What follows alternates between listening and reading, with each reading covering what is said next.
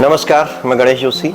आज hello doctor में आज बात करते हैं घुटने से संबंधित दर्द के बारे में, क्योंकि वैसे तो ये एज फैक्टर से जुड़ी हुई बीमारी मानी जाती है, लेकिन आजकल कम उम्र में भी यह बीमारी बहुत तेजी से बढ़ रही है। आखिर इसके क्या कारण है बचाव, डॉक्टर इसका और भी बहुत से बिंदुओं पर हम आज बात करेंगे। हमारे साथ बातचीत करने के लिए हल्द्वानी के प्रसिद्ध हड्डी रोग यानी जोड़ रोग विशेषज्ञ डॉक्टर भूपेन बिष्ट जी मौजूद है। मैं उनका कार्यक्रम में स्वागत करता हूँ। नमस्कार जी डॉक्टर साहब, बात शुरुआत करते हैं कि घुटने के दर्द का मुख्य कारण क्या है। देखिए, जहाँ तक घुटने के दर्द का सवाल है, इसमें अलग अलग उम्र के हिसाब से कारण होते हैं।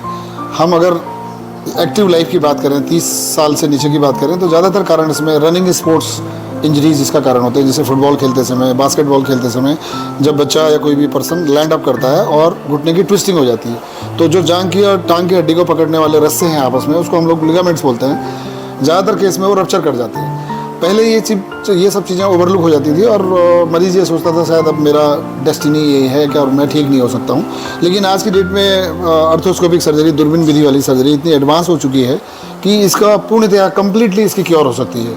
और यहाँ पर ये भी ध्यान देना ज़रूरी है इन लोगों को, मैं ये मैसेज देना चाहूँगा कि जिनको लिगामेंट्स की इंजरी होती है, वो अगर लिगामेंट की सर्जरी ना कराएंगे तो उनका साथ क्या होगा, ये उनके दिमाग में प्रश्न रहता है। बिल्कुल। तो मैं उसके लिए उदाहरण देता हूँ। जैसे एक हमने कोई टेंट लगाया हुआ है, तो टेंट में हम दोनों साइड से रस्सियों से उसको पकड़े रहते हैं ताकि वो बैलेंस में रहे। एक साइड की अगर रस्सी टूट जाएगी तो टेंट एक साइड को डिसबैलेंस हो जाएगा। तो ऐसे ही घुटने में अगर दोनों हड्डियां आपस में बराबर हैं, एक साइड का लिगामेंट टूट गया तो ये बैलेंस खराब हो जाएगा। इस पर लगातार प्रेशर पड़ता रहेगा, वेट पड़ता रहेगा। तो अगले 10 साल में, सपोज 20 साल के लड़के में चोट लगी, तो अगले 10 साल में यानी कि 30 साल की उम्र में होने पर उसका जोड़ घिसना शुरू हो जाएगा। तो जो काम उसका 65 साल में होना था वो 20-30 साल में, 10 साल में हो जाएगा, अगले 10 सालों में। इसलिए इस ऑपरेशन को टाइम से करवाना जरूरी है। लिगामेंट इंजरी डायग्नोज हो जाने के बाद आप उसे बिल्कुल ना छोड़ें, और ये लगभग 100% नॉर्मलिटी में आ जाता है आजकल की टेक्निक के थ्रू। क्या लिगामेंट का जो ऑपरेशन जरूरी है, बिना ऑपरेशन के भी इसका इलाज संभव? नहीं, ज़्यादातर केस में जो लिगामेंट्स है, चूंकि लिगामेंट्स में अपना खून का दौरा नहीं होता, तो इसलिए इनमें हीलिंग पावर भी नहीं होती है। जो भी हीलिंग पावर शरीर में हमारे है वो खून के दौरे से है कि खून का दौरा जाएगा, न्यूट्रिशन जाएगा, तो वो पार्ट हील करेगा। लेकिन चूंकि इसमें ये जॉइंट फ्लूइड से अपना न्यूट्रिशन लेते हैं, तो इसमें हीलिंग पावर नहीं होती है। कुछ केसेस में, जैसे जो जांघ की और टांग की हड्डी के बीच की जो गद्दी है, जिसको हम मेनिस्कस बोलते हैं, उसका जो पेरिफेरल पार्ट है, जो एकदम बाहर की तरफ वाला पार्ट है, उसमें कुछ हीलिंग पोटेंशियल होता है, तो उसको हम लोग सर्जिकली दूरबीन से रिपेयर करते हैं। बाकी चीज़ें हम रिप्लेस करते हैं या रिमूव करते हैं। जी, लिगामेंट की बात करिए, हमें घुटने की टोपी निकल जाना होता है एक। हाँ। इसमें क्या होता है, ये क्या है? घुटने की जो नी कैप या पटेला जिसको बोलते हैं, कई बार क्या होता है कि पेशेंट आता है कि साहब हम अचानक बैठ के उठ रहे थे तो हमारी कटोरी की हड्डी एक साइड को खिसक गई, फिर हमें बहुत तेज़ से दर्द होने लगा, हमने हाथ से उसको वापस रिप्लेस कर दिया। तो एग्जैक्टली ऐसे ही कि ये घुटने की कटोरी की हड्डी भी जो बीच में लगी रहती है, ये भी दोनों साइड में लिगामेंट से कसी हुई रहती है। जी। किसी भी वजह से अगर लिगामेंट ब्रेक हो जाता है या खिंच के लंबा हो जाता है, तो वो बैलेंस उस तरफ का खराब हो जाता है। तो जब मरीज घुटना मोड़ेगा या नीचे बैठेगा या झटके से उठेगा, तो उसके डिसलोकेशन का चांस है। अगेन इसमें भी मैं रिकमेंड करूँगा कि यंग एज है तो सर्जरी कराएं। जी, ठीक है। अब बात करते हैं 45-50 साल के बाद की।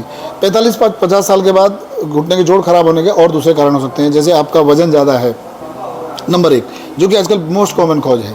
दूसरी बात, विटामिन डी की कमी है, तो जोड़ जल्दी एजिंग की तरफ चले जाते हैं। तीसरा, आप बहुत स्ट्रीनियस फिजिकल वर्कर हैं, जैसे हमारे पहाड़ पे जो लेडीज़ हैं, वो अपना न्यूट्रिशन उतना प्रॉपर नहीं रखती हैं, लेकिन रख पाती हैं, लेकिन काम का लोड उनके पास ज़्यादा होता है, तो उससे भी जिस मशीन ही तो है, जितना आपका कहने का मतलब शरीर की जितनी क्षमता है उससे अधिक एक्सरसाइज करना या काम करना, वो घातक होता है, वो हमेशा नेगेटिव साइड में जाता है।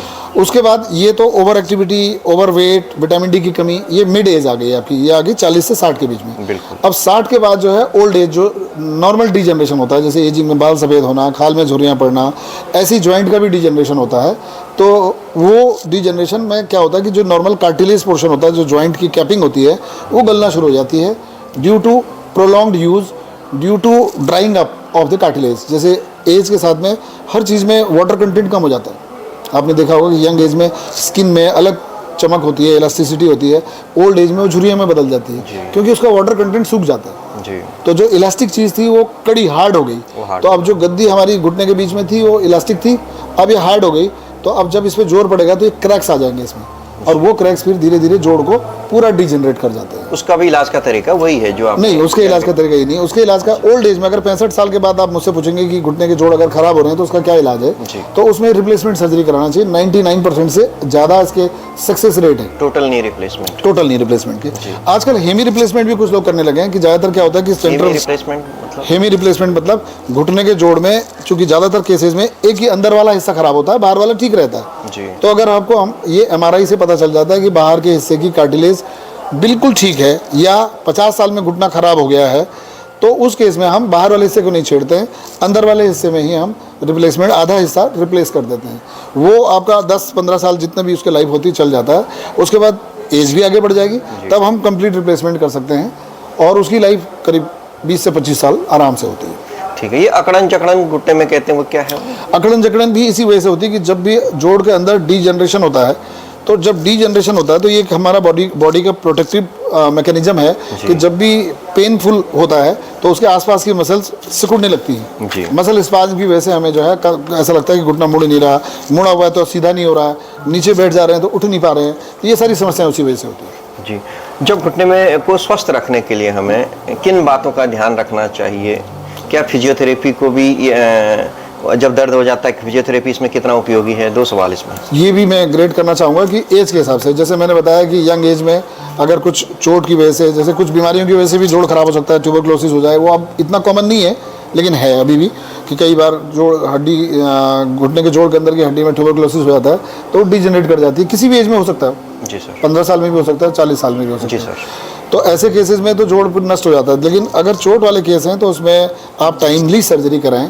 अगर डॉक्टर किसी भी डॉक्टर ने ये देख के बताया कि साहब इसमें सर्जरी की ज़रूरत है तो उसमें अपनी तरफ से अननेसेसरी डिले ना करें। 2-3 महीने डिले से तो कोई फ़र्क नहीं पड़ता, लेकिन 6 महीने, साल भर, 1.5 साल का डिले हो जाएगा तो उसमें चेंजेस आने शुरू हो जाएंगे। तो इसलिए उसको आप डिले मत करिए। दूसरा, और मिड एज में अगर आप आ जाएँ तो उसमें आप अपना बॉडी वेट मत बढ़ने दीजिए। खासतौर से महिलाओं से मैं कहना चाहूँगा, क्योंकि 35-40 के बाद उनमें हार्मोनल चेंजेस आते हैं और थायराइड वगैरह इस तरह की जो ज़्यादा गॉल ब्लैडर, थायराइड इस तरह की बीमारियां ज़्यादा आती हैं तो वेट गेन करने की टेंडेंसी होती है। तो उसके लिए आप पहले से अगर अलर्ट रहेंगे कि अपनी डाइट को आप कार्बोहाइड्रेट और फैट से हटा के प्रोटीन और फाइबर की तरफ शिफ्ट कर देंगे तो आपको वेट गेन की समस्या कम होगी और उससे आपके जोड़ों पर दबाव नहीं पड़ेगा, तो जोड़ों की लाइफ ऑटोमेटिकली बढ़ जाएगी। तो मोटापा नहीं होना चाहिए और ओवर एक्सर्शन नहीं होना चाहिए। आप उतना ही काम अपने आप से लें जितना कि आपके अंदर कैपेसिटी है, उसको पहचानें और उसके हिसाब से ही काम करें। एक बार ऑस्टियोआर्थराइटिस अगर हो जाती है आपकी, सपोज अनफॉर्चुनेटली इतना सब होने के बाद भी, क्योंकि जेनेटिक रीजन्स भी होते हैं, बिल्कुल ठीक है, जो कि इनमें कहीं भी फिट नहीं होते, तो जेनेटिकली भी ऐसा होता है। तो अगर आपको ऐसा लगता है तो फिर आप प्रिकॉशंस लीजिए। प्रिकॉशंस मतलब घुटने के सराउंडिंग मसल्स में एक्सरसाइज कर करके मांसपेशियों को मजबूत करिए। विटामिन जैसे विटामिन D3 और कैल्शियम का सप्लीमेंट साल भर में 2-4 महीने ले अपनी एज के हिसाब से लेते खुद ले सकते हैं, डॉक्टर से परामर्श के बाद ही लेना चाहिए। वैसे तो डॉक्टर से परामर्श के बाद ही लेना चाहिए, लेकिन एक बार अगर डॉक्टर से परामर्श हो चुका है और आपको कोई प्रॉब्लम नहीं तो आप उसको कंटिन्यू कर सकते हैं जी, ठीक है, जैसा डॉक्टर की सलाह के मुताबिक। इसके अलावा आप जो है कुछ जो अवॉइडिंग पोस्चर्स हैं, जैसे कि आपका सीढ़ी चढ़ना उतरना, स्किपिंग करना। जैसे अब कई लोग कहते हैं कि साहब हमारा वजन बढ़ गया और हम आप रस्सी कूद करेंगे, बड़ा डेंजरस है। आपके घुटने खराब हैं और आप रस्सी कूद करेंगे तो जो जोड़ आपके 2 साल चल रहे हैं वो 6 महीने में खराब हो जाएंगे। तो इसलिए जर्क नहीं पड़ना। मतलब जो एक्सरसाइज है वो उसको भी अपने एक्सपर्ट से पूछ लें, उसके बाद ही करें, वो उसका गलत नुकसान कर सकता है, कस्टमाइज होगा ये। जैसे कि अब मैं कहूँगा कि साइकिलिंग आप करें जी। क्यों करें साइकिलिंग? क्योंकि साइकिलिंग करते समय आपकी बॉडी का वेट साइकिल की सीट पे है, घुटनों पे नहीं है। लेकिन अगर आप जंपिंग करेंगे तो पूरा लोड इस पे पड़ेगा। जिन लोगों को घुटने के दर्द बताया है, चाहे वो कैप निकलना हो या चोट लगना हो या उसको कोई एज फैक्टर बीमारी हो, तो साइकिलिंग वो तब भी कर सकता है। हाँ, साइकिलिंग वो कर सकता है, उसमें उसको नुकसान नहीं होगा। उसको नुकसान, साइकिलिंग और स्विमिंग और वॉकिंग, ये तीन एक्सरसाइज सबके लिए है, हर उम्र के लिए, और इसमें कोई ज़्यादा कस्टमाइजेशन की आवश्यकता नहीं है। और रनिंग के लिए भी मैं कहूँगा कि जैसे अब कोई बहुत भारी वजन के हैं, अगर 40 से 60 के बीच में, अगर वो 8 किलोमीटर की स्पीड पे दौड़ते हैं ट्रेडमिल पे या बाहर, तो उससे भी जोड़ों पे दबाव ज़्यादा पड़ेगा। मैं कहूँगा आप किलोमीटर बढ़ा दीजिए, समय भी बढ़ा दीजिए, लेकिन स्पीड कम कर लीजिए ताकि डैमेज भी ना हो और आपका काम भी हो जाए। तीसरा सेगमेंट में बताना भूल गया था कि तीसरा सेगमेंट मतलब कि 65 साल के बाद आपकी सेहत आपको परमिट कर रही है और लाइफ एक्सपेक्टेंसी मैं समझता हूँ कि 80 से तो ऊपर ही है इस समय एवरेज। तो 65 साल के बाद फिर ज़्यादा डिले नहीं करना चाहिए, क्वालिटी ऑफ लाइफ ख़राब नहीं करनी चाहिए, आपको जॉइंट रिप्लेसमेंट करा लेना चाहिए। बिल्कुल। ये मेरा मानना है। और भोजन खान पान को लेकर भी कुछ खान पान किन को बातों देकर का ध्यान बिल्कुल रखना चेंज करना चाहिए कि आपकी प्रोटीन्स की, जैसे हम लोगों में सबसे ज़्यादा डेफिशिएंसी इंडिया में, हमारे जो परिवेश में, हमारी डाइटिंग में, वो प्रोटीन की कमी है। प्रोटीन में एक एवरेज मान के चलिए कि अगर आप बहुत एवरेज काम करते हैं तो आप 0.7 से अपनी बॉडी वेट को मल्टीप्लाई कर लीजिए, उतने ग्राम प्रोटीन आपको डेली खाना चाहिए। अगर आप थोड़ा एग्जर्टिव काम करते हैं तो वो आप पूरा 1 ग्राम पर केजी बॉडी वेट के हिसाब से प्रोटीन लेंगे। इसके अलावा आप फाइबर्स लेने चाहिए। फाइबर्स में आपके जैसे फल है, सब्जी है, सैलड है, फ्रूट्स है, ये खाने चाहिए।